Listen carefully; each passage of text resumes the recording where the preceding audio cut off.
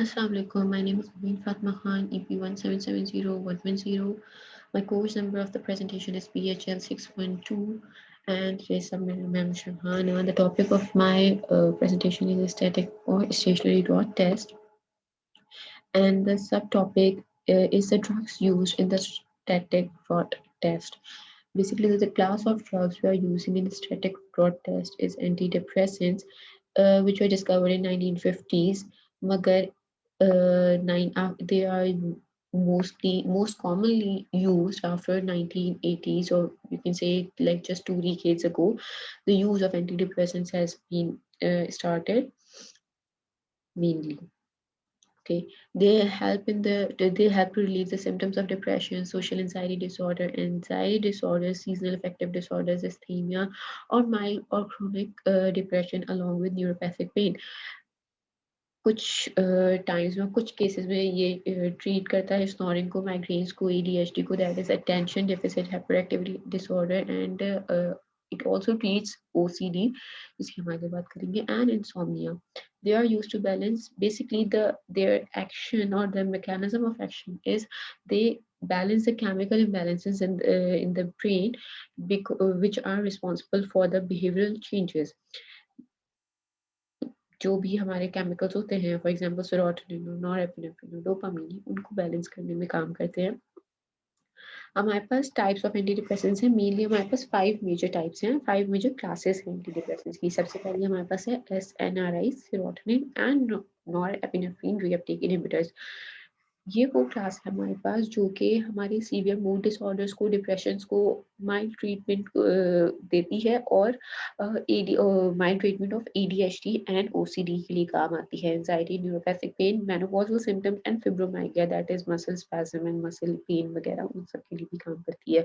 They increase the level of serotonin and norepinephrine in the brain, which are known to regulate moods. Basically ये उनके reuptake को रोक देती है, उसके reuptake को inhibit कर देती है serotonin और norepinephrine के.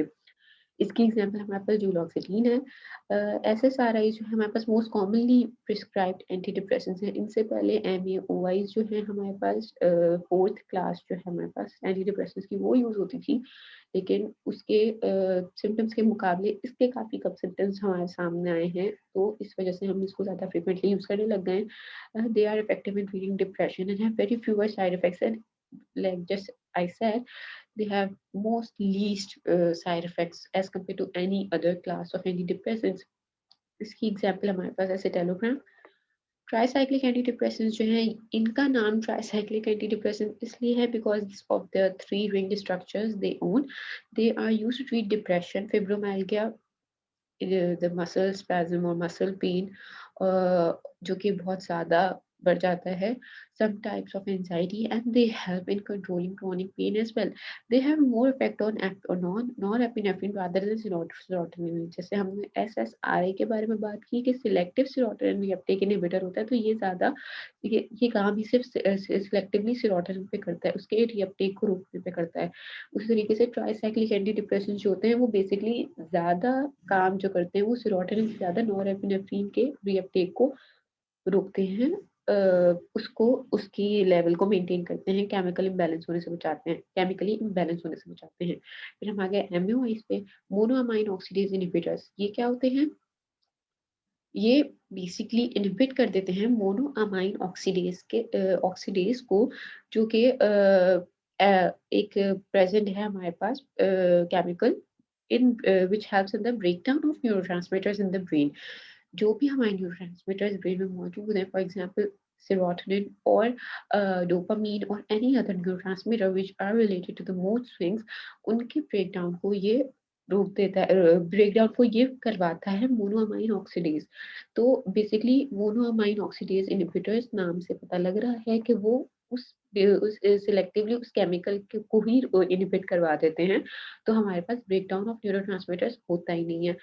जब ब्रेकडाउन ही नहीं होगा तो हमारे पास सर्कुलेशन में ज़्यादा न्यूरोट्रांसमीटर मौजूद होगा. जैसे अगर सेरोटोनिन का ब्रेकडाउन नहीं हुआ तो हमारे पास सर्कुलेशन में सेरोटोनिन ज़्यादा मौजूद होगा, और उसकी वजह से जो मूड स्विंग्स है या पर्सनालिटी डिसऑर्डर्स है या एंजाइटी है, उसमें कमी आएगी. Now they are used as second line of treatment. As I said earlier कि अब SSRIs को ज़्यादा फोकियत दी जाती है MAOIs पे because of their lesser side effects. इसकी एग्जाम्पल में इनके जो साइड इफेक्ट्स हैं उनकी बात हम आगे करेंगे. एग्जाम्पल हमारे पास फेनाल्जीन, आइसोकार्बोक्सिलेट एक्सेट्रा. इसके बाद हमारे पास आ गए NaSSAs, noradrenaline and specific serotonergic antidepressants. ये बेसिकली यूज होते हैं ट्रीट करने के लिए depression, anxiety and personality disorders को. लेकिन ये हमारे पास लास्ट लाइन ऑफ ट्रीटमेंट के तौर पे हम इसको रखते हैं just because of the severe side effects it may cause, like seizures, WBC reduction, white blood cells की रिडक्शन इस हद तक हो सकती है कि it can be fatal as well, and faintness. Example इसमें हमारे पास मिर्टाज़ेपीन आ गया.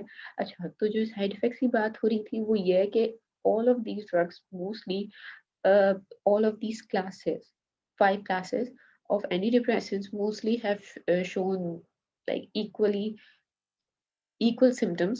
जैसे कि कॉमन सिम्टम्स होते हैं, कॉमन साइड इफेक्ट्स होते हैं इनके nausea, fatigue, vomiting, dizziness, dry mouth, constipation, blurred vision, seizures, sexual dysfunction etcetera. ये सब इन सारी के साइड इफेक्ट्स में किसी को भी किसी भी वजह से हो सकते हैं as a side effect. Drugs जो कि हमने स्टैटिक रॉट टेस्ट में यूज की हैं वो इमिप्रामीन और डायज़ेपाम है. पहले हम डायज़ेपाम के बारे में बात कर लेते हैं. Diazepam is used in this test, the rot static rot test. It is used to treat the. It is actually what is diazepam used for? It is used to treat alcohol withdrawal, muscle spasm, seizures, and at times it also treats sedation. So yeah, it is used as an anticonvulsant. Anticonvulsant के तौर पे भी use की जाती है ये, anaesthetic adjuvant के तौर पे यूज़ की जाती है, एंजियोलाइटिक एजेंट के तौर पे यूज़ की जाती है, और sedative, hypnotic and as a result relaxant as well. ठीक है. इसके बाद it is contraindicated in case of narrow angle glaucoma and साइकोसिस.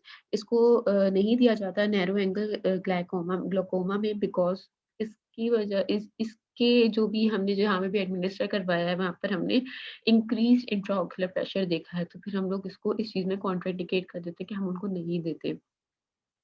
सही है. फिर हमारे पास आ गए हैं, it may cause side effects like anxiety, depression, hypertension, diarrhoea भी हो सकता है, कॉन्स्टिपेशन भी हो सकती है, ड्राई माउथ एक्सेट्रा. ये सारे इसके वेल स्टडीड साइड इफेक्ट्स हैं. Its mechanism of action is that it exerts anxiolytic effects, sedation, relaxes muscles, acts as an anticonvulsant and amnestic effect by increasing the action of GABA. GABA क्या है हमारे पास? gamma aminobutyric acid है, which is a neurotransmitter in CNS. जब ये उसके effect को increase करता है तो हमारे पास एक केमिकली बैलेंस्ड माहौल प्रोवाइड होता है बिकॉज ऑफ डायज़ेपाम. इसकी जो डोज है हम एडल्ट में पर oral 2 to 10 mg thrice a day और 4 times a day दे सकते हैं, लेकिन चिल्ड्रन में हम इसको 6 mg से कम ही देते हैं. पर ओरल 1 से 2.5 mg थ्राइस और 4 times a day हम इसको दे सकते हैं. फिर हमारे पास है imipramine. It is used in the static rot test. और इमिप्रामीन जो होती है वो एक ट्राइसाइक्लिक एंटी डिप्रेसेंट है. It belongs to the class of tricyclic antidepressant. It is administered in the depression and enuresis in children. Enuresis is the wetting of bed. इस सूरत में भी हम इसको जो है एडमिनिस्टर कर सकते हैं. It is contraindicated in the patients with, ये जो हाइपर सेंसिटिव अगर कोई पेशेंट है to TCA tricyclic antidepressants तो हम उसको नहीं देंगे, उसको उसके लिए कॉन्ट्राइंडिकेटेड है. And if he is in recovery phase of MI convulsive disorders है, मतलब किसी भी हार्ट डिजीज की वजह से की वजह से हार्ट अटैक से अगर वो कोई भी पेशेंट रिकवर कर रहा है तो हम इस सूरत में इसको नहीं देंगे. हम इसको इमिप्रामीन एडमिनिस्टर नहीं कर सकते. Imipramine administration may cause side effects such as hyperprolactinemia. Hyperprolactinemia हमारे पास क्या होता है? ये हमारे पास वो सिचुएशन है जिसमें हमारे पास ब्लड में हार्मोन प्रोलैक्टिन की लेवल बढ़ जाता है ज़रूरत से ज़्यादा. उस सिचुएशन में हम इसको उस सिचुएशन में ये सिचुएशन कॉज़ होती है बिकॉज़ ऑफ इमिप्रामीन एडमिनिस्ट्रेशन. उसके अलावा dizziness, blurred vision, hypertension, nausea, jaundice, photosensitivity etcetera. ये सारे वो साइड इफेक्ट्स हैं जो यूजुअली एंटी डिप्रेसेंट्स को देने की वजह से होते ही हैं. इट वर्क्स बाय इसका जो मैकेनिज्म ऑफ एक्शन है वो यूँ है कि वो इनहिबिट कर देता है reuptake of certain neurotransmitters in brain like acetylcholine, dopamine, norepinephrine etcetera. ये उनके रीअपटेक को रोक देता है। जब रीअपटेक नहीं होगा तो सर्कुलेशन में उसका लेवल हमारे पास लाइक लॉजिकली ज़्यादा ही होगा। तो उस वजह से हमारा मूड मूड डिसऑर्डर्स में इसका काम होता है, एंग्ज़ायटी में इसका काम होता है, डिप्रेशन में इसका काम होता है। It also acts on H1 receptors for histamine. Histamine के लिए ये एच1 रिसेप्टर्स पर भी काम करता है। The other work other than treating depression and anxieties in children. It is usually administered orally by orally, but sometimes it can also be given in intramuscular. It can also be given as intramuscular injections. इस वजह से it depends on the condition of a patient. If he can take it orally, it will be administered orally, or if he cannot take it orally, it will be administered intramuscularly.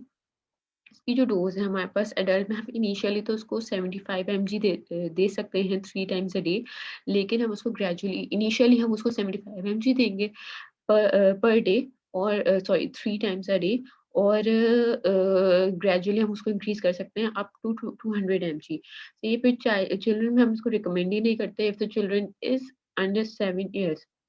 अगर वो 7 years से बड़ा है तो फिर हम उसको adult dose he like for example 15 MG से ही स्टार्ट कर सकते हैं। Following are the references for my presentation. Thank you.